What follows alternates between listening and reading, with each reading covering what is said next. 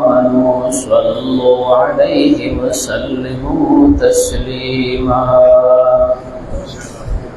اللهم صل على محمد وأنزله مقعد المقرب عندك يوم القيامة عزت مند حاضرین اللہ جل جلالہ تخبر بندگان د ہدایت د پارا د راہنمائی د پارا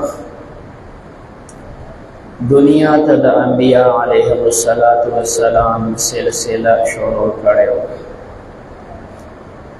لومبنه پیغمبر حضرت آدم علیہ السلام دی او آخری پیغمبر محمد مصطفی صلی اللہ علیہ وسلم دی. او پدې مینس کې په زرګونه انبیاء الله را لېږلي د چا تعین الله کړی دا زما پیغمبرو دې قوم ته مې لېږلی او څه داسې دي چې د هغه تعین الله نه دی کړی د قومونو تعین هم الله نه دی کړی د انبیاءو تعین هم نه دی شوی بعضې وَإِن مِّنْ أُمَّةٍ إِلَّا خَلَا فِيهَا نَذِيرٌ. اللہ فرمائی ہیس یو امت نشتی مگر ما آغا کی نصیر لے گلے دا چی سمر امتون لی معلومی کی چا اللہ پیغمبران ترا لے گلی دی خدا غی تعین چیرا پختون یو امت و قوم دے و پنجاب یو قوم دے و سن دے و دان دے دوی دا پارا کم پیغمبر دا غلے دا سی تعین تذکرہ ندر آگا امدارنگی قومونم اللہ بیشمیر دنیا ترا لے گلی دیر قومون اللہ وی دنیا تا میرا لے گلی او دا قومونا چی میں کم حلاک کردی دین اللہ وی دا علم سرد زمان سرد دا دے چاہتا پتم نشتا چی سمنا قومونا نو قومونا دا اللہ سرد دا غی علم دے دا انبیاء دراتک دا اللہ سرد علم دے فو انبیاء اللہ دا دے خلق دا ہدایت دا پارا لے گلی دا طول درستانی پیغمبر محمد مصطفی صلی اللہ علیہ وسلم اللہ جل جلالہ یو عظیم شان پیغمبر نہ لے گئے دا ورکو کے سڑے نہ عام انسان نہ دے دا دیر لوی بندر دا اللہ پاک وجہ دا دا چی نور انبیاء را غلیق یو کلی علاقی دا پانا دیو مختصر عمر دا پارا چی رسو اللہ بل پیغمبر را لے گلے دے خاص علاقے دا پارا دا خاص ملک دا پارا دا خاص زمانے دا پارا 50 کالا 100 کالا دا دے پیغمبر دا امتیان بخلاف دا پیغمبر علیہ السلام نا اللہ عظیم انسان پیدا کرے دا غیر دا پارا امت ہم عظیم ور کرے دے مثال اکتیشی چی پیغمبر علیہ السلام دا دنیا نا تلے دے دا آغا زمانے و کم چی ہجرت کرے دا آغا زمانے نا روالی دا 1500 کالا خودیشو پدے کے سمر انسانان دنیا تر آگلی پدے 1500 کالا کے چی سمر انسانان دنیا تر آگلی دا تمام دا پیغمبر امتیان دا اولا نور هم پتا ندگی چی مخ کی سمر زندگی دا سمر انسانان برازی دا ٹول دا پیغمبر علیہ السلام امتیان دا اور دا دمر لوی امت چی اللہ چالا ورکڑے اگا پیغمبر بے سمر لوی ہوئی زمانے سمر ورکڑے را اور دا سے اللہ پاک جب اولا روح پوچھا تا ورکڑے عالمی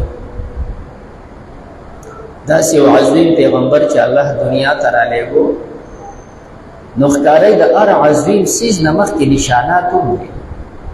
ہر عظیم سیز دا غی نمخ کی نشانات ہوئی عام سڑے چیزی رضی سا مسئلہ نہیں خو کلکا بطوری مثال یو روی سڑے و علاقی تناروان دے جی گورنر سے برازی وزیر اعظم سے برازی داغی دا پارا سمر انتظامات دی گی سمر داغی دا پارا سیکورٹی برابری گی نو چدا سے لوی پیغمبر اللہ دنیا ترا لی دا انور چراخی جی دا مرز ورکوٹ ایسیش کوئی دا اللہ یو مخلوق دا یو لوی مخلوق راخی جی تو تم شپتی رشی کو چراخی جی مخ کی دا غیدہ پارا پدے افق و پدے کنارہ باندے رناگان اخوائش یو تمہید جوشی جی ورنا دا سے برا رو خیچ شریعت کیا گیا تمنگا صلح کاذب ہوئی تا ته یو وخت باندې ترنګ درکړه چې ګوره شپه روانه ده وروسته ورپسې یو انقلاب د ورځې را روان دی او یو لوی ستوری راخیږي د لمر په شکل باندې نو لږ شانتې انسانانو ته تنبیه ورکړه 10-15 منټ پورې دا کټ شي د یو بل رڼا په دې غرونو په دې سر باندې خوره شي بیا دا تعالی بل یو آواز درک یو لوی مخلوق را روان دی دا نور ورته بیا دا رڼا چې د دې غرونو په دې لمنو باندې خوره شي نو بیا داسې ورکېږي ان تر دې چې بیا سپین پړک شي لمر پکې راوچت شي خو لمر داسې एकदम نه راخېږي هر لوی سیز دپاره دا تمهیدات پیغمبر علیه الصلاة والسلام چې الله دنیا ته رالیږه دا ورکوټی انسان نه دی دا ورکوټی پیغمبر نه دی دا عام انسان عام مخلوق نه دی چې دا په مخلوق کې د تمامو نه اوچت انسان او سید الکونین چې ورته وایي د هغې دپاره به څومره نشانات زمونږ سیر ورته وایي تاریخ ورته وایي دا چې وګورې د عقل د انسان حیران دی چې کوم دی څومره یوازې دا تمهیدات چې الله څونه کړي پیغمبر دنیا ته لا نه دی راغلی سره د دې نه چې دا خلک تمام مشرکان دي مکه کې تا تمام بت پرست د پیغمبر د راتګ دپاره الله لږ رڼا خورئ بعضې خلکو ذهن ورته برابروي څو کسان داسې عقلمن را جمع شو دا موږ څه کوو دا موږ څه کوو چې کوم دی ورقه ابن نوفل دی زید ابن عمر ابن نوفل دی همدارنګې عبدالله ابن عبیدالله ابن جحش دی او امیر ابن حریث دی دا سنجیده خلکو د مکې سره د دې نه چې غټ بت پرست دي مشرکان دي دوی په دې باندې میټینګ کوو چې دا موږ څه کوو دا موږ ښه کار کوو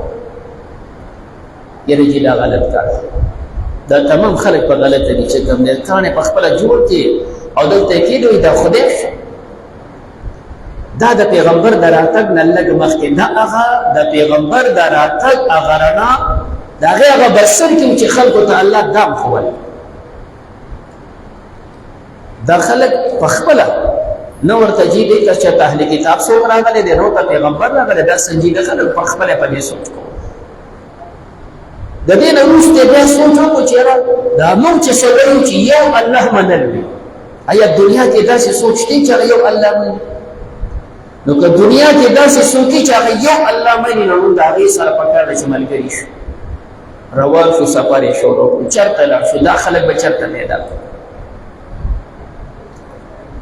تپوسونه کېدل یاره چې په دې مخ د ځمکه چې کوم دوه غټې ډلې دي دا داسې خلک دي چې دوی وایي موږ د پیغمبر تابعدار یو موږ د الله تابعدار یو د الله کتاب زموږ سره دی دوی سوچ وکړو چې دا خلک ښه معلومېږي دا خلک ښه معلومېږي ځکه چې دوی وایي الله موږ ته پیغمبر رالیږلی دی الله موږ ته کتاب راکړی دی موږ د هغه کتاب پسې روان یو معلومېږي چې دا ښه خلک دي یعنې چې دا خلک یهودیان ورته وایي لا د هغوی سره دلته یهود آباد دي چې ستاسو پوهه خلک په دین څوک دي چې موږ د هغې سره دې خبرې وکړو چې موږ په د خپل دین باندې پوهه کړو موږ ته داسې صحیح لاره وښیي چې موږ په کومه لار روان شو زموږ عرب او زموږ مکه هغه په غلطه لار روان دي د یهودیانو چې کوم د هغې سنجیده مولیان او د هغې په نیز باندې ماهر دی ورته راجمع کړه یو سړی وایي زه اسلام ته راځم خو مسلمانانو تاسو موږ ته داسې خلک وښیي چې موږ د اسلام متعلق د هغې نه تپوس کړو موږ په دې پوهه کې چې اسلام ته سړی څنګه راځي او په دې اسلام کې خوبایي څه ده چې موږ ته د اسلام تعلیم وښیي چې موږ اسلام ته راشو نو تاسو به وایئ یاره دا سم علما دي مدرسې ته ورشه جومات ته ورشه پلانکې مولي صاحب موږ به د خیر د علما را جمع کړو چې تاسو اسلام ته راځئ دی ورته خپل مولیان را جمع کړل دی ورته وایي موږ راځو یهودیت ته موږ وکتل په دنیا کې دا خلک تاسو یې موږ د آسماني کتاب تابع یو الله کتاب پیغمبر رالیږلی که موږ ستاسو دې دین ته راشو آیا د دنیا د نجات او د آخرت د نجات ستاسو دا دین ذمهوار دی هغې ورته وایي چې تاسو زموږ دین ته راځئ که نه نو یهود داسې خلک دي چې په دې د الله غضب دی نو د الله غضب به قبلوئ بیا به راځئ دی ورته مونږ چې دا مکه پرېښوله عرب مو پرېښو خپل شرکي دین مو پرېښو او روان یو دنیا کې صحیح لار ګورو خو د الله د غضب نه تښتو او چې ستاسو دین ته راځو د الله په غضب ګرفتاري به زموږ کار سره چې غضب ته راځي یاره دا خلک ښه نه دي داسې نور څو دنیا کې شته چې موږ ته صحیح لار وښیي یاره چې دا نصرانیان ښه خلک دي هلته لاړه هغوی ته درخواست وکړه د هغوی مولیان راجمع شول مونږ د خپل شرک دین پرېږدو او غواړو چې داسې لار اختیار کړو چې دنیا کې هم زموږ خیر او زموږ د مرګ نه پس هم زموږ د خلاصي او د نجات ذمهوار لاره نصرانیانو ورته ویل صحیح ده زموږ پیغمبر عیسی علیه السلام دین زموږ دی تاسو چې راشئ خو د الله لعنت به قبلوئ زموږ په مشرانو الله لعنت ویلی دی دوی ورته موږ خو د لعنت نه تښتو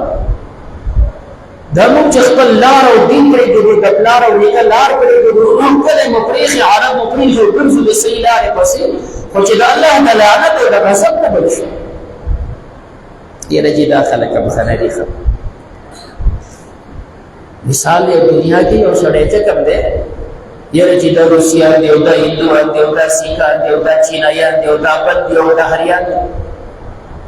نو داسې صحیح لار ګوري چې دنیا کې هم زما د نجات ذمهواري او د مرګ نه پس هم زما د خلاصي ذمهواري آیا ستاسو اسلام دا کوی شي چې بلکل زموږ اسلام دا کوی شي زموږ اسلام زموږ قرآن زموږ دین یوازې د یوې ژبې دپاره د یو قوم دپاره د یو ملک دپاره نه د تمامې دنیا د تمام انسانیت دپاره ذمهوار دی تعالی د دنیا ژوند چې امن اسلام درکوي امن د ذمهوار د تعالی به امن درکوي خو بشرطې چې مسلمان شي په اسلام ولاړ دی ستا د روزه او د رزق چې اسلام ذمهوار دی درکوي بدله ستا د کچ او ستا د بچ او ستا د مشر او د مال د هر عزت هغه د اسلام ذمهوار دی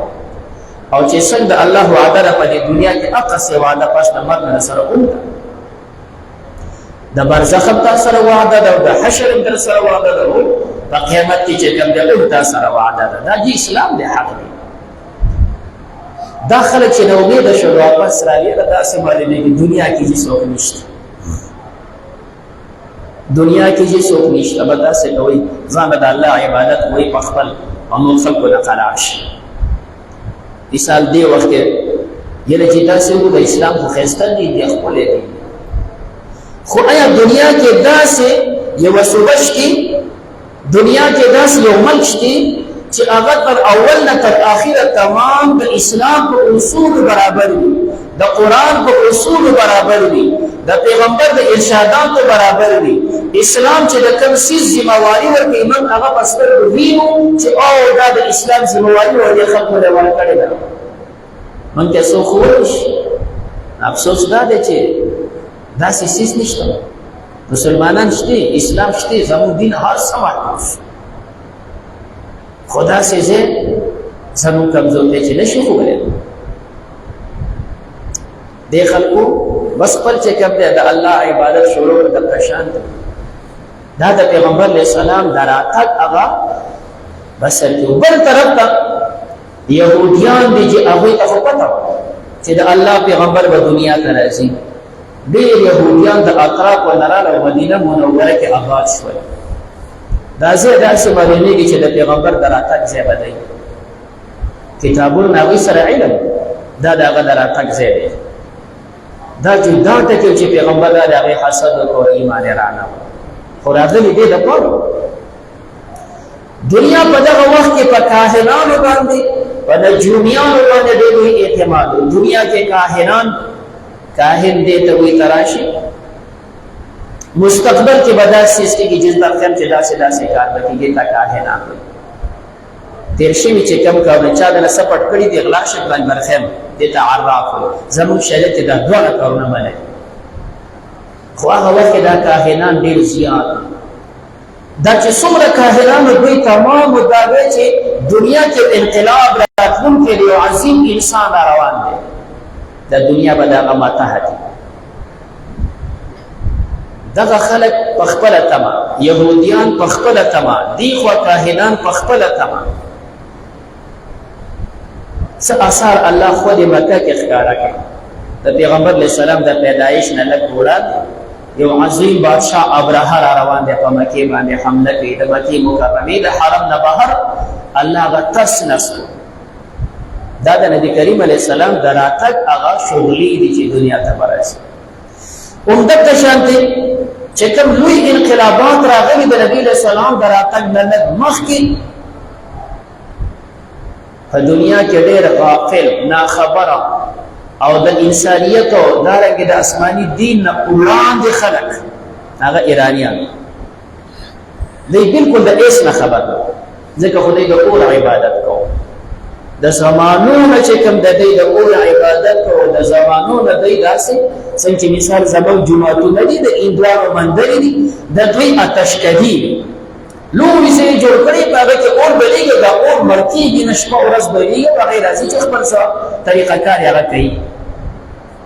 چې یو سړی د اور عبادت کوي دا د اسلام خبر نه لري خو الله جل جلاله دوی ته دغه بسل کې را ورسول دوی ته دغه بسل کې د پیغمبر دراتک دغه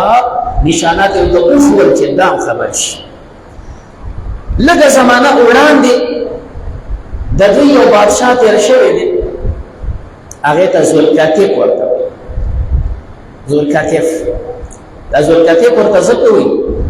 چې د کاهنانو وې ایرانیانو ستاسو چې دا دومره مستحکم مضبوط حکومت دی کنه دا به د عربو نه ختمي دا دومره مضبوط حکومت دا به ستاسو د عربو نه ختمي د عرب دا خلک د دوی نه به زموږ حکومت ختمېږي زه په مخ د ځمکه یو عربي پرېږدم په مخ د ځمکه به یو عربي پرېږدم نو چې څومره عربو دا د قتلول څومره عرب او داسې به نه قتلو چې بیا اوني دا یو لاس دی خو بل لاس دی خو دی عربی کې د تکاتې کوي دا اوږې به ترې نیستلې اوږې به ترې نیست او دا ډانچه به وغورځوله داسې به وجه نو چې د عربو له اوږې ایستلې ځکه دې سړي ته ذوالکافف وایي هغه سړی چې د عربو له اوږې ایستلې او دا عرب داسې برباد کړ کنه د دې یوه قبیله د بنو تمیم ورته وایي د عربیان نو چې دې تمیمیانو ته ورسېد او په دې باندې د په وجود یرغل نه هغې ته خو پته وه چې موږ به بربادېږو دا تمیمیان ور وتښتېدل چې کوم دی چېرته یو بوډا سړی د 300 کالو عمر یو بوډا سړی عمر ابن تمیم ورته وایي نه خو د تېښتې وونه هغه دونه بوډا شوی چې د تېښتې وونه دی په ټوکری کې پروت و ټوکری کې به پروت و نو خلک ته وتښتېد ټوکری کې دی پاتې شو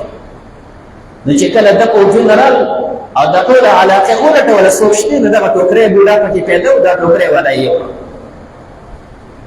خپل بادشاہ ته مخامخ کو جی تمیمین تښتېدلي دی او دا یو سړی په ټوکری کې پرېښی چې هغه د سره خبرې وکړې هغه ته پته ولګېده چې دا سړی خو بوډا دی عمر خیواله دی خو دماغ یې ټیک دی عقل یې ټیک دی نو خوښې شو نو خبرې ورسره کولې د عربو متعلق او د خپل کردار متعلق دا خبرې چې ورسره شروع کړې د عمر ورته چې ته اخر د عرب ولې وژنې دا دومره ظلم ولې کوې ورته زه خبره شوم چې په دې عربو کې به داسې یو کس پیدا کېږي چې د هغې نه به زموږ ایران بربادېږي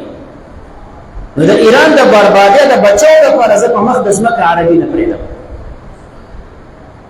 دې بوډا ورته وویل دا کومې خبرې چې تا ته رسېدلې دي دا څه حقیقت دی کېدی شي دروغ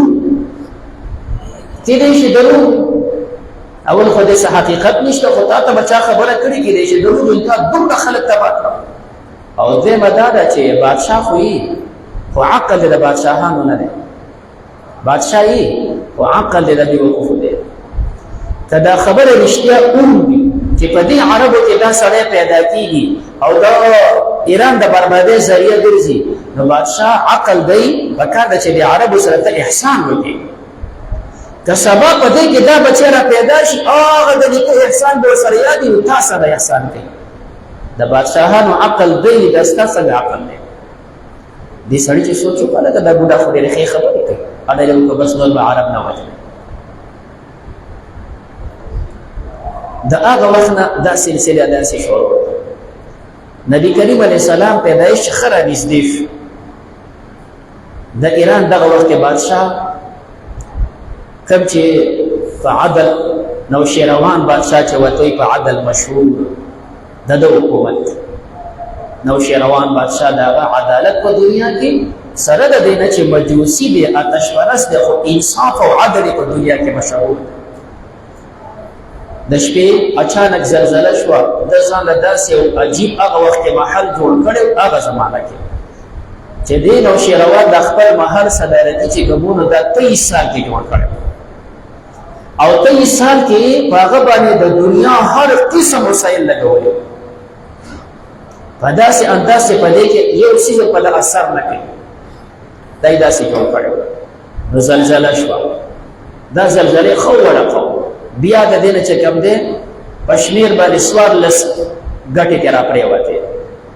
دته دا باندې خبر ناشنا ښکارا کړي چې زما د ازي خوځيږي څنګه دا څنګه خو ماده سي جوړ کړي چې خوځيږي بنا او بیا دا غټ هم را غونډې کړي چې دا یو او دوه دا سوار لسي څنګه را پریوته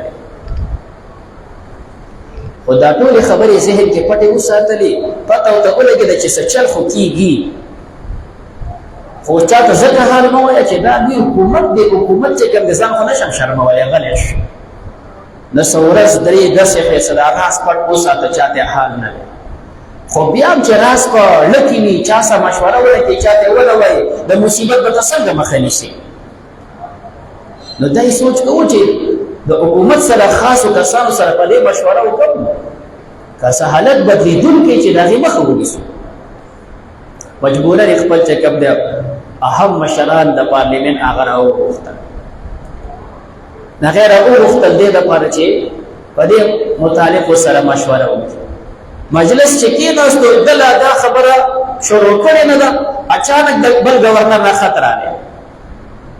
قاصد راورسېد د جی پلاتیزه کې بحر ساوا ورته وایي بحر ساوا مکمل کړ شو د په خپل زلزلہ او د خپل په دې کانو سوچ کې چې اخوا ته په دې کې د دغه اعلان مخکې بل خبرداري جی پلاتیزه کې بحر ساوا دی او هغه مکمل کړ شو بل غم پیدا شو لا د خبره شروع کړي نه دا کوم چې د دې مثال هر قوم سم مذهبي رسومات دي د دې مذهبي رسوماتو چې کوم دا به مشهور موبیزان وته یا د اتشکدو مشهور موبیزان چې کوم درا مخ کې شاغه وته ما دغه خو کتلې فهم کې مکتل چې د عربو د خانه د عربي مخان دی روان دی او سروسته مضبوط اصول دی او ډایرکټ په دجله راپورې وتل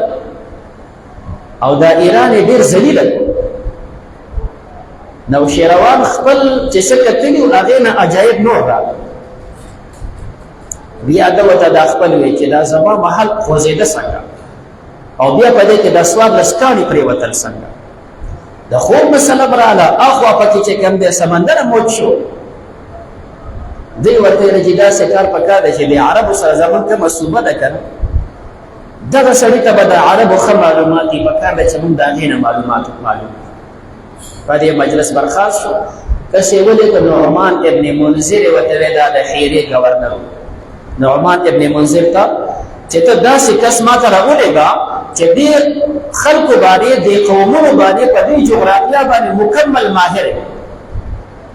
چې د عربو ځمکې ورته معلومي د عربو باشندگان ورته معلومي د هغې قومونه د هغې کلچر دا تمام ورته معلومي زه د هغې نه معلومات حاصلوم نعمان ابن منذر عبدالمسیح په نوم باندې یو سړی دی ورته راولی هغه چې راغلی نو شیروان د هغه د خپل چې څومره بحر سوا مسله وه د دې بل خوب و د هغه دا زلزلې وې دا ټولې ورته وغورولې دا راته ووایي چې په دې څیزونو په عربو ته ښه پوهېږي د موجوده حالاتو باندې او که نه بل کس تانه ماهر شتي چې هغه په دې ښه پوهېږي عبدالمسیح ورته وایي چې زه ښه پوهېږم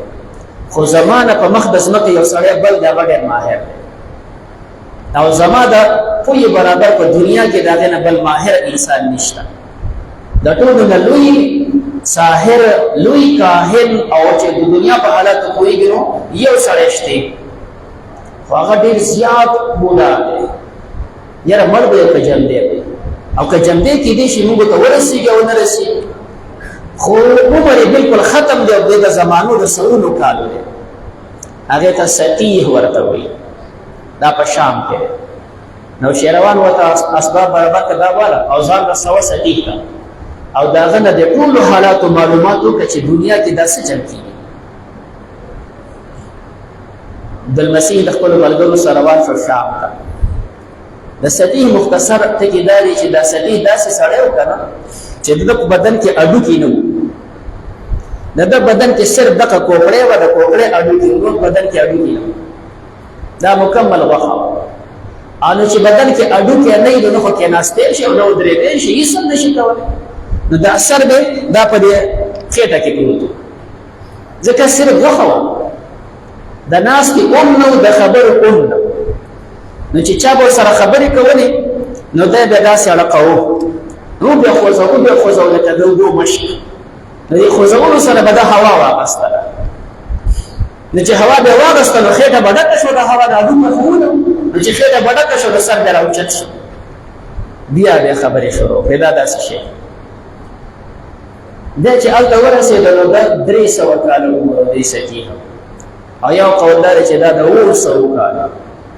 د 200 کالو یا د 300 کالو خو بلکل په آخري چېرې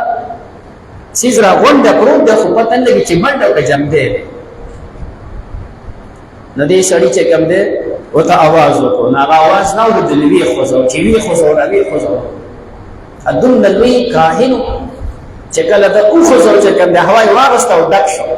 نو لږ یې سر راوچت شو. نو ده ورته اواز وکړه چې کوم دی عبدالمسیح ما خبره اورې که نه اورې، مړې که جمدی. نو هغه خو کاهن و، هغه چې کوم دی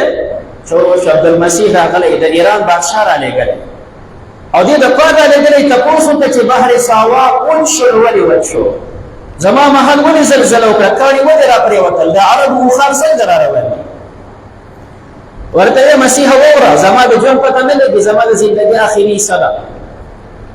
بحر ساوا چې کله اون شو او د نوشیروان محل زلزلې ووهه او کاڼي را پرېوته، 14 کاڼي پرې را پرېوتي، نو ستا صرف 14 کاله عمر دی. 14 بادشاهان به درکې راځي، د 14 بادشاهاتو نه بعد به تاسو ختمېږئ. او کوم چې یو خاندان د عربو دغه عرب به راځي او د به حکومتونه اخلي. دا حالات چې مخې ته رال نو د ایران بادشاه ته ووایي چې ستا ژوند په ایران کې نشته، بیا د ایران نه لاس وینځه، او د سطیح دپاره په شام کې ځای نشته، دی به سطیح شام پرېږدي. عبدالمسیح ستا دپاره بیا ژوند په دنیا کې نشته. دی چې واپس رالی غونډه قصې ایران بادشاه ته وکړه، وایي زمړه چې مونږ کې 14 بادشاهان راځي چې کوم دی، دا ډېر عمر دی، ما پکې 2 کاله بادشاهي وکړه، نو چې بل راځي او 40 کوي دا خو ډېر عمر دی. خو دا عقل د الله د دین څخه الله دله تنبیحات ورکول. په دې شپه نبي کریم علیه السلام پیدا شوی، په دې شپه نبي علیه السلام پیدا شوی دی. اخواته زلزله په یو ځای، کاڼي پرېوتل په بل ځای، هغه اورونه چې دوی بل کړي په دې شپه تمام اورونه مړه شول. دا د ښکلي پیغمبر د راتګ هغه څومره سوچونه کول چې دا به 14 چې کوم د بادشاهان راځي او پلان کې به راځي او پلان کې به راځي. د حضرت عمر رضی الله تعالی عنه زمانه چې راورسېدله نو په دوی کې نور ختم شي، اخري 4 یې پاتې وو، هغه 4 بیا د هغه په زمانه کې ختم شي. او بیا چې حضرت عمر صاحب د دوی سره کمې مقابلې کړي دي. عرض مې دا کوو نبي کریم علیه السلام چې دنیا ته الله را لېږه دا عام انسان نه دی، دا چې کوم دی یو